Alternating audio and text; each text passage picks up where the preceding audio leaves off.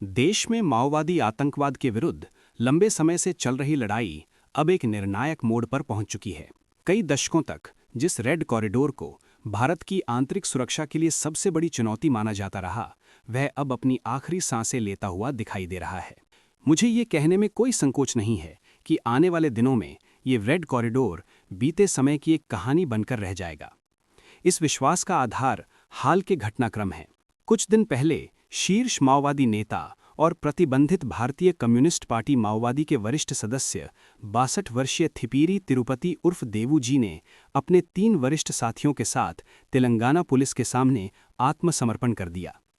ये केवल एक व्यक्ति का हथियार छोड़ना नहीं है, बल्कि एक पूरी विचारधारा के कमजोर पड़ते किले का संकेत है।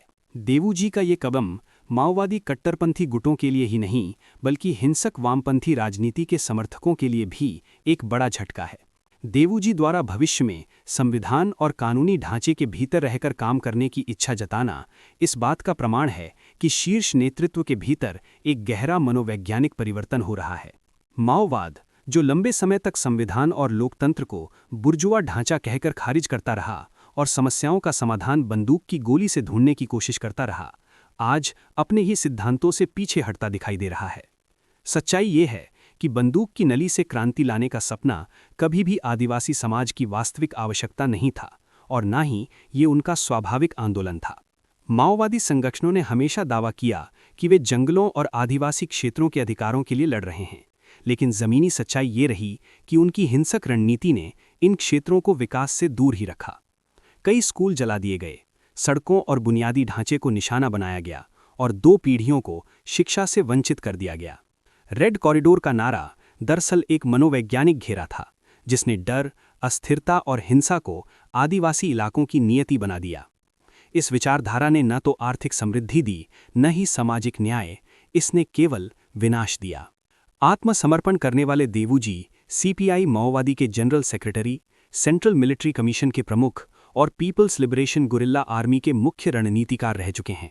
पुलिस के अनुसार वे कई बड़े हमलों के मास्टरमाइंड थे और 250 से अधिक सुरक्षाकर्मियों तथा नागरिकों की हत्या के पीछे उनका हाथ था। मई 2025 में छत्तीसगढ़ के नारायणपुर में सुरक्षा बलों के साथ मुठभेड़ के दौरान सीपीआई माओवादी के जनरल सेक्रेटरी नंबाला केशवराव उर्फ बसवाराजू मारे गए। इसके बाद देवू जी ने संगठन की कमान संभाली, लेकिन 22 फरवरी 2026 को देवू जी ने भी अपने कई वरिष्ठ साथियों के साथ आत्मसमर्पण कर दिया।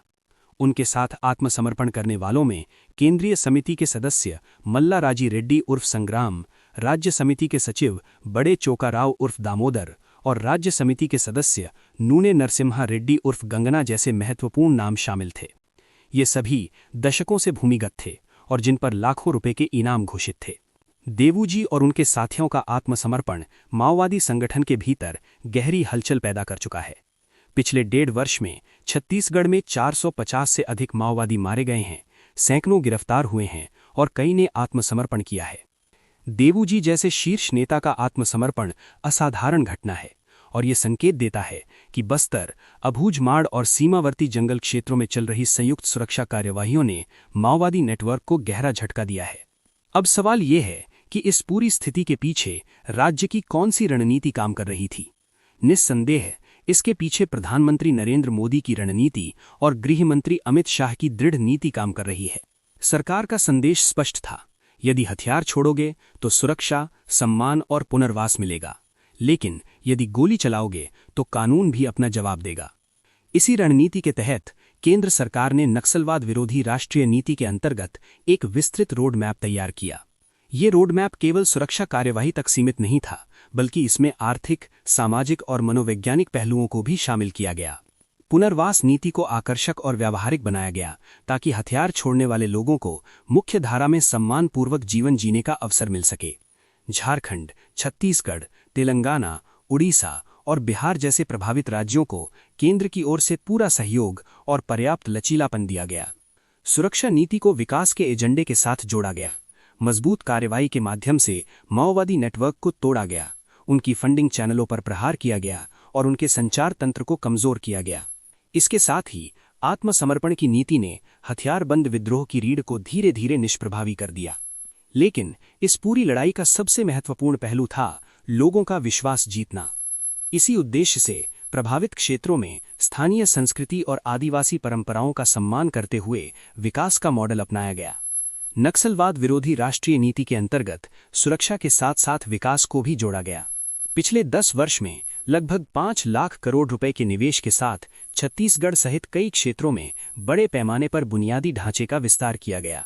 घर निर्माण योजनाएं, सड़कों का जाल, बिजली, पानी, रसोई गैस और मोबाइल कनेक्टिविटी, इन सब ने मिलकर उस खालीपन को भरना शुरू किया जिसका फायदा माओवादी आंदोलन उठाता था। शिक्षा और स्वास्थ्य सेवाओं का विस्तार और रोजगार योजनाओं ने नई पीढ़ी को बंदूक से हटाकर किताब और कौशल की ओर मोड़ना शुरू कर दिया। बस्तर जैसे क्षेत्र जो कभी केवल गोलाबारी और घात लगाकर किए गए हमलों के लिए जाने जाते थे, आज विकास परियोजनाओं के लिए चर्चा में हैं। आदिवासियों से उचित मूल्य पर फसल की खरीद, सिंचाई योजनाओं का विस्तार और पर्यटन उद्योग को प्रोत्साहन देना, यह सब उस मनोवैज्ञानिक संघर्ष का हिस्सा था जिसमें राज्य ने लोगों को यह विश्वास दिलाया कि विकास ही वास्तविक विकल्प है। विशेष रूप से माओवादी आंदोलन में फंसी युवा आदिवासी लड़कियों के पुनर्वास को प्राथमिकता दी गई। उन्हें एक नया जीवन देने का प्रयास किया गया। आज स्थिति ये है कि कई परिवार अपने बच्चों को हथियार छोड़ने और घर लौटने के लिए समझाते दिखाई दे रहे हैं। दूसरी ओर माओवाद के पूरी तरह उन्मूलन के संकल्प के साथ सुरक्षा बलों ने जंगलों और पहाड़ियों में गहन खोज अभियान चलाए। इस अभियान में स्थानीय लोगों का सहयोग निर्णायक साबित हो रहा है। ये केवल सैन्य कार्रवाई नहीं थी, ये राज्य और समाज की एक साझा लड़ाई थी। ये भी हमेशा याद रखा जाएगा कि पिछले समय में कांग्रेस के शासनकाल में एक तथाकथित शहरी नक्सल नेटवर्क भी सक्रिय था, जो माओवादी हिंसा को वैचारिक आवरण देकर उसकी आलोचना को कमजोर करता रहा। यहाँ तक कि इन लोगों ने माओवादी आतंकवाद के पीड़ितों की कहानियों को मुख्य धारा की चर्चा का हिस्सा भी नहीं बनने दिया। हजारों परिवार जिनके सदस्यों ने अपने पैर, हाथ या आंखें खो दीं, अक्सर लगभग अदृश्य कर दिए गए। पिछले 50 दशकों में माओवादी आतंकवाद ने हजारों लोगों की जान ली है। सुरक्षाकर्मी, ग्रामीण नागरिक और आदिवासी भाई बहन, कई लोगों की कुर्बानी इस काले अध्याय की गवाह है। एक समय ऐसा भी था जब देश का लगभग 1/3 हिस्सा नक्सलवाद के प्रभाव में था। संविधान कागजों पर मौजूद था, लेकिन रेड कॉरिडोर के इलाकों में उसकी उपस्थिति महसूस नहीं होती थी। चुनी हुई सरकारों की वैधता को चुनौती दी जाती थी। शाम के बाद घर से बाहर निकलना डर का कारण बन जाता था। लेकिन आज हालात बदल रहे हैं। माओवादी हिंसा की विचारधारा को लोगों ने नकार दिया है। संदेश स्पष्ट है, भारत में सत्ता बंदूक की गोली से नहीं बल्कि वोट की ताकत से तय होती है। लोकतंत्र ही वो मंच है जहां वास्तविक परिवर्तन संभव है। माओवाद कभी भी विकास का प्रतीक नहीं हो सकता।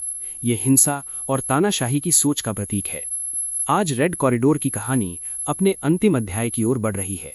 जो क्षेत्र कभी हिंसा से पहचाने जाते थे, वे अब विकास और आशा के प्रतीक बनते जा रहे हैं। लाल सूरज के डूबने की ये उपमा सिर्फ प्रतीक नहीं है, ये एक अंत की घोषणा है। अब वो दिन दूर नहीं जब देश नक्सलवाद से पूरी तरह मुक्त होगा और जिन जंगलों में कभी गोलियों की गूंज सुनाई देती थी, वहां अब विकास, शांति और नई आशा की आवाज सुनाई देगी। ये केवल एक सुरक्षा अभियान की सफलता नहीं है, ये भारतीय लोकतंत्र, संविधान और राष्ट्रीय एकता की जीत है। अब सवाल आपसे है, एक समय था जब देश का बड़ा हिस्सा रेड कॉरिडोर के डर में जीता था। क्या आपको लगता है कि भारत में नक्सलवाद का अंत सचमुच अब करीब आ गया है, या ये केवल एक अस्थायी झटका है? कमेंट करके अपनी राय जरूर बताइए। वीडियो को लाइक कीजिए, शेयर कीजिए और चैनल को सब्सक्राइब करना मत भूलिए। मैं हूं आपका सरचंद सिंह ख्याला। आज के लिए बस इतना ही। नमस्कार।